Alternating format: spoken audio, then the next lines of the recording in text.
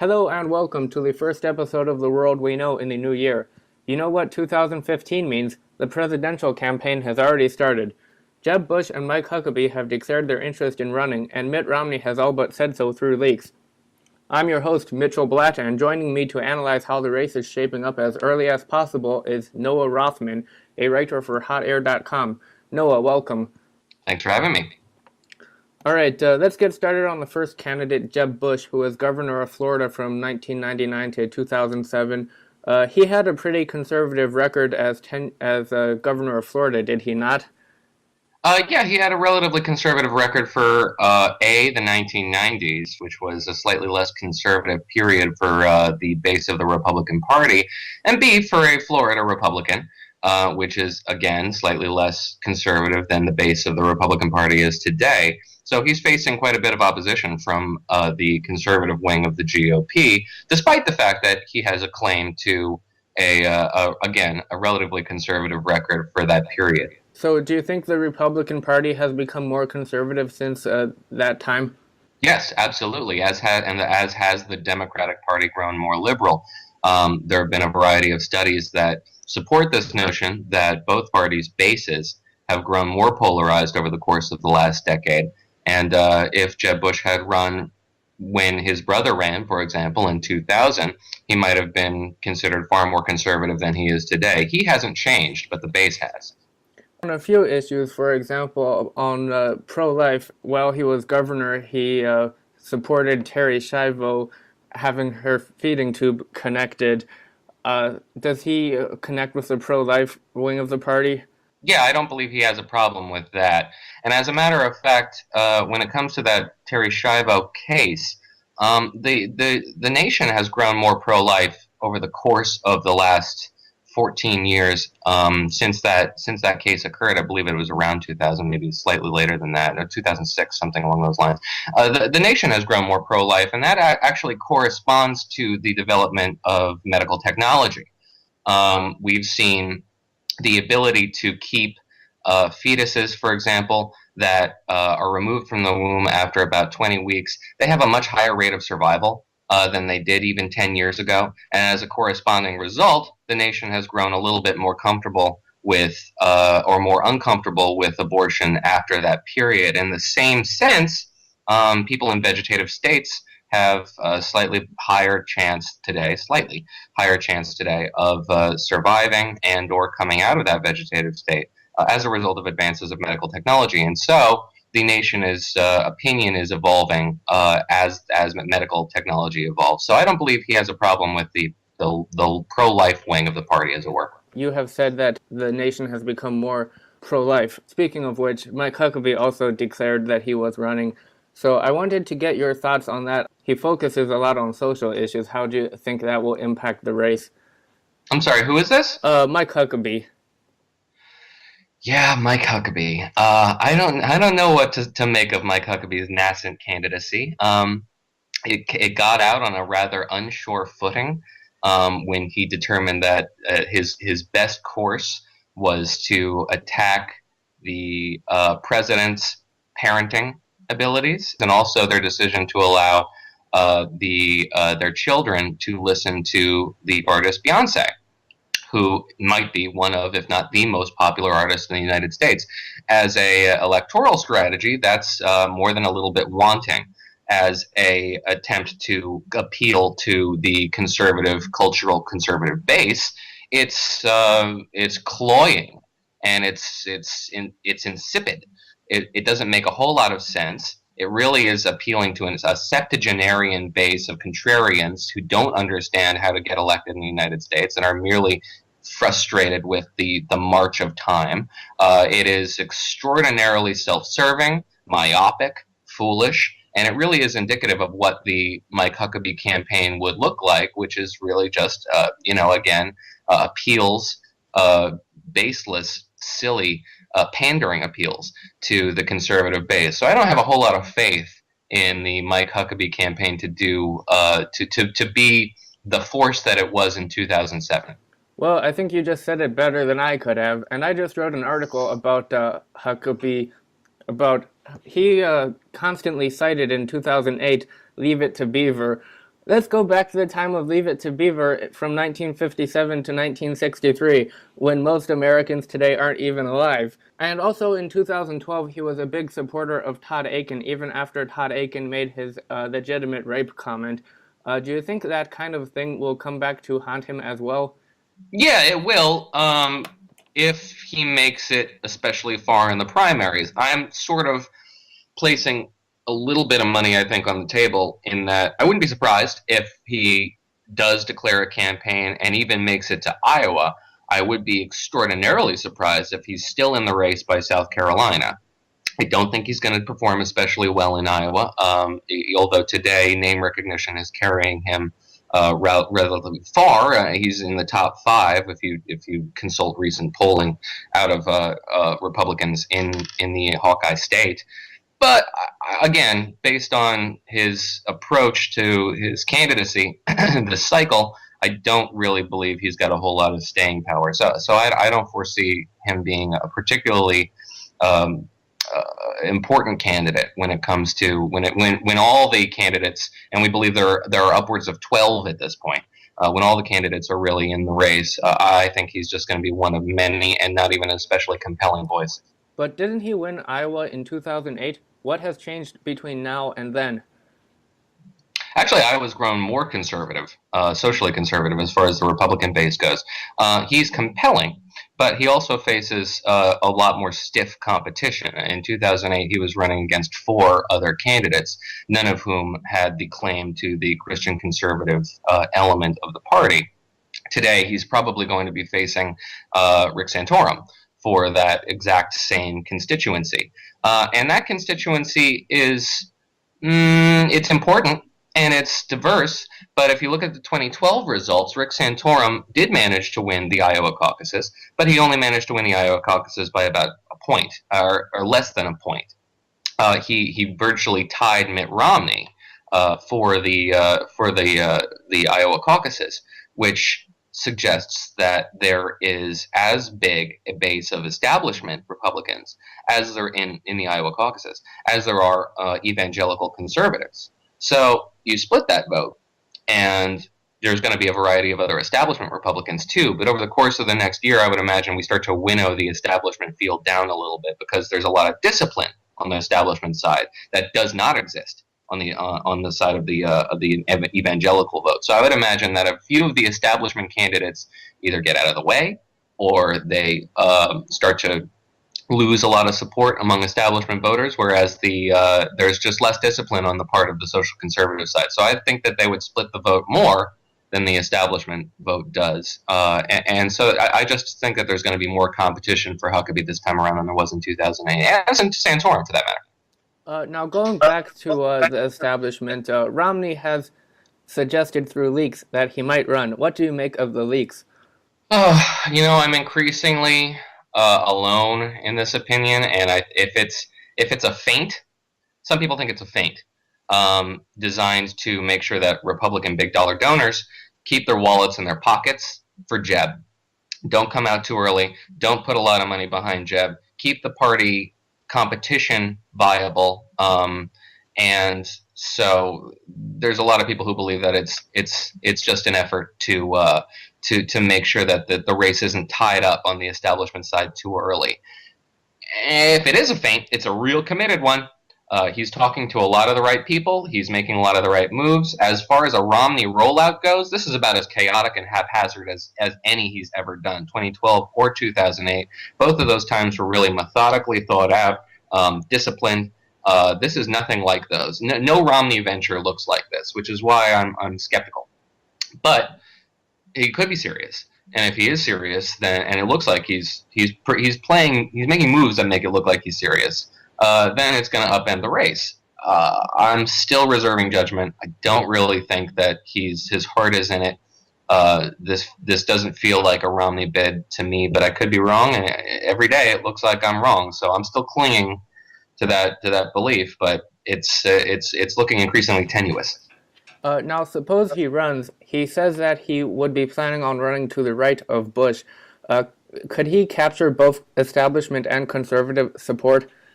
Sure, yeah, he did it once already. Anybody who has claimed the nomination, has sewn up the support of the entire party. Every Republican in America supported Mitt Romney at one point. The vast majority of them already cast a vote for Mitt Romney at one point. So there is reason to believe that he can rekindle that support, but at the same time, having lost a general election, you've got a much harder case to make. So it's possible, but it would be much more difficult for him this time around. A lot of people, such as Jeb Bush included, have argued that he moved too far to the right last time in the primary. So how could he run to the right and avoid the same problem? Yeah, that's a good question. I don't really know necessarily that when people say he ran too far to the right during the primaries or was pushed too far to the right, they really are only talking about the issue of immigration. Virtually every other issue, he was pretty much in line with not only the party, but when it comes to economics and foreign policy, for example, he was really pretty much in line with the nation as a whole, where according to the 2012 exit polls, where Mitt Romney was really handicapped was on the issue of his patrician background, and a lot of voters, just the vast majority of voters, just really didn't believe that he could be representative of their concerns. He was too out of touch.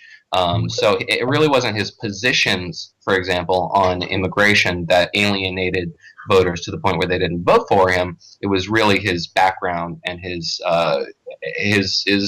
accidents of birth and his success and his wealth, which made people uncomfortable with him in the White House. Things have changed dramatically when it comes to immigration in this country. We've had a variety of executive orders which have reshaped opinion on the matter, including DACA and the president's last immigration order in November. We had a border crisis. We're likely going to have another one before the 2016 election. These are things that go to reshape public opinion. I don't think anybody's going to come out for self-deportation again. That was a killer. But there will be some changes to how the Republican Party approaches immigration reform, and I believe the country has shifted a little bit closer to their direction when it comes to the illegal residents in this country. So I do think that there's a little bit more space for a Republican to run to the right on the issue of immigration this time around. And when it comes to all the other issues, again, foreign policy, economy, Republicans are generally in line with the public, particularly because Romney's pronouncements on the threat posed by Russia and the influence of Islamist militants in countries like Mali, statements for which he was lambasted, mocked, shamed by the president's supporters, all look right today. They're 100% vindicated. So I think that it's going to be harder for somebody like Mitt Romney or the ultimate Republican nominee, whoever that will be, to run to the right on those issues and not be out of step and be out of step with the public. And let's also add Libya to the mix, because Libya has gone to hell ever since the last election. He was right out there attacking Obama on Libya, and Clinton is going to probably be the nominee, so that's going to be an issue. Oh yeah, it'll be a foreign policy election in many ways. The time before last, we were talking about the congressional elections, which the Republicans won in states like Colorado, where Cory Gardner changed his position. He now opposes personhood. As far as personhood goes, back to the issue of Huckabee, because in 2008 at CPAC, Huckabee said that he would support a personhood amendment to the Constitution. So, and Rand Paul also supports the issue, but not as an amendment, as a bill. So my question is this going to be an issue that is going to have to be addressed in the primaries? God help us, it probably will be. It doesn't make any sense. It is so foolish. This is an initiative that has been put to voters in places like South Dakota and Mississippi, and conservative electorates have shut this issue down. It is very problematic. It appeals to a sliver of the GOP base, the most extreme sliver of the GOP base. So insofar as Republican candidates could be pushed too far to the right, that's probably the issue where they would go, where that would resonate. I'm skeptical about immigration, as I said, but if we do try to get into a competition over who supports personhood amendments more, you're going to see quite a bit of backlash from not only the left but independent voters and moderate conservatives who are very skeptical of the legally problematic elements associated with those initiatives. So it would be more than a little bit foolish to get into that competition, but that is what happens in primary fights. And the Democrats might be a little bit fortunate. Democrats are sort of hand wringing and fretting a little bit over the fact that they might not have a really competitive primary. Competitive primaries give you a lot of benefits. They create establishment organizations across the country. You can create offices and ground games in really pivotal states very early. They add a lot of enthusiasm to the candidate, and they allow you to register new voters and create a groundswell ahead of the general election. And Democrats are fearing that they might not have that energy behind them because they won't have a really competitive primary process. But the other end of that coin, the other side of that coin, is that you get pushed to the extremes of your party. There will be a Democratic primary. Hillary Clinton will have to stand on a debate stage with people like Martin O'Malley and Jim Webb and who knows who else, but those aren't really competitive candidates. So it doesn't make a whole lot of sense for Hillary Clinton to create a position for herself that's out of step with the mainstream electorate by going left. She could stand on that debate stage and alienate Democratic voters all she wants, and she'll still win the primary race. So, and Republicans won't have that luxury. So in a lot of ways, the primary process will hamstring Republicans. I'm not sure how much, and I'm not sure how much it did in 2012, frankly. I think there's a lot of mythology there. But it will hamstring them to an extent. On the Democrat side, some people are talking about Elizabeth Warren or someone else from the left running. I think you have to take her at her word. She has said no more times than you can count at this point. She's not behaving like a candidate necessarily. She's behaving like somebody who will be a candidate one day. She's raising a lot of money for herself and is doling that money out to candidates and campaigns across the country. But she said no, and I think you gotta take her at her word for now. Now, switching topics a little bit to the recent terrorism, specifically the Charlie Hebdo attack, and there has been a lot of responses. I saw you talking this morning on Twitter about the Pope's comments. He said that the violence was wrong, but he also said that insulting a religion is wrong, and he even compared it to insulting someone's mother. What do you make of that? Yeah, well, you have to take this also at face value, because this is in American press accounts. I wasn't privy to the original conversations, so I'm relying on the quotes that have been republished in Western media.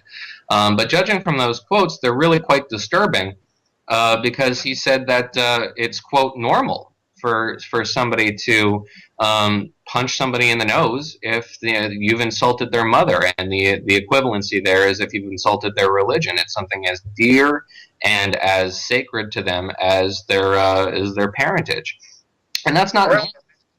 That's not normal. That's not normal. It's an insult to people who are parenting their children every day and telling them, violence is never acceptable. For the supreme moral authority of the Catholic Church, the Pope, to say that it is normal is really deprives them of the moral authority, the moral high ground there. And not only that, but it somewhat justifies religious violence. It's brutish, and it's extremely disappointing for the Pope to lend that point of view any credence whatsoever. It will only exacerbate the problem of religious violence, offenses deemed blasphemy that you can seek satisfaction and remedy in violence. It presages a new dark age in Europe. And I fret that might be what we're witnessing. And I just wanted to say something about his comparison. I mean, he's comparing insulting someone's mother, who isn't a public figure, to drawing a cartoon about a religion. And in the West, and I should say, I hope around the world, but I know it's not true, religion is a topic of conversation. Jesus and Muhammad are public figures. I mean, this isn't even a comparable metaphor. But his comments also are kind of disturbingly similar to Bill Donohue's comments. His comments were a lot harsher, but both of them justified violence. Yeah, they do. They seek to capitalize on what has been a movement in the press to shield their viewers, for example, from the images of Charlie Hebdo on the basis that they're offensive to Muslims. But the reality is that they're scared. They're afraid of extremists. They're afraid of violence. They're afraid of lawyers who will litigate such offenses. They're afraid. And the Catholic Church, Bill Donahue in particular, who is the most clear about it, but apparently the Pope too, hope to capitalize on that momentum and ensure that their faith can't be insulted in the same fashion too. Why should we have a duplicitous double standard here for one religion and another? And they have a good point there. We do have a duplicitous standard for one religion over another. What they should be embracing instead is the ability, the Enlightenment movement to which this the values upon which this country is founded, and others, which stipulate that it is perfectly acceptable to insult other religions, to speak freely, and to counter those ideas with ideas that say that it is wrong to blaspheme. We're debating in the realm of public debate, as it were. To resort to violence used to be unacceptable, but I guess certain anti-defamation groups believe that it is an effective means to an end, and the end is more important. So they're embracing that the logic behind that tactic as well. It's very disturbing. It's inappropriate, and again, it heralds a real regressive element in Europe that I think will take us back a few centuries if it's allowed to metastasize. So how is terrorism going to play out in the election? Well, who knows? I mean, we're 2 years away, so it's too premature to say how that's going to happen, because between now and then there will be other events. God help us, we hope that that's not the case, but the historical track record indicates that there will be other terrorist events. So the most recent, most relevant terror attacks will be those which we are litigating. We'll still be talking about Charlie Hebdo. We'll still be talking about Russia. We'll still be talking about even 9/11 and ISIS. We'll still be at war. But there will be other events, and they will overtake the national conversation. So who knows? Who knows what role it'll play? All right, and thanks for your time. And as you said, the election is a really long way away. I hope I can have you back to talk about Ted Cruz, Rick Perry, and Rand Paul. I can't wait. Thank you, Mitchell. All right, bye. Have a good one. Thanks for listening. I hope you enjoyed this episode of The World We Know. As noted, we're going to keep following the election, so keep following us. To keep updated, follow my Twitter account at MitchBlatt.com and subscribe to the email list at www.chinatravelwriter.com. Click the subscription button on YouTube and subscribe to The World We Know podcast in the iTunes store as well. See you next time.